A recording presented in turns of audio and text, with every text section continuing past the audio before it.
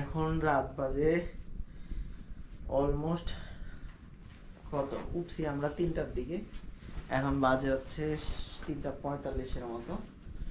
তো এখন আমরা মানে এই ঘুম থেকে মাত্র 2 ঘন্টার মতো ঘুম হয়েছে, এই ঘুম থেকে উঠে এখন আমরা যাচ্ছি হচ্ছে টাইগার হিলে। কারণ ওখানে যেতে আমাদের প্রায় 1.5 ঘন্টা 2 ঘন্টার মতো লাগবে, এবং ওখানে যেয়ে আমরা আজকে সানসেট দেখব।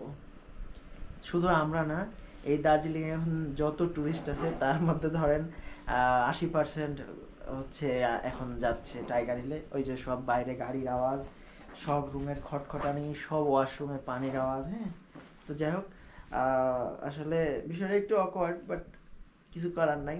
আমরা এখন রওনা হব, 4টার সময় আমাদের গাড়ি নিচে থাকবে। আমরা 4টার গাড়িতে, শেয়ার ট্যাক্সি এটা,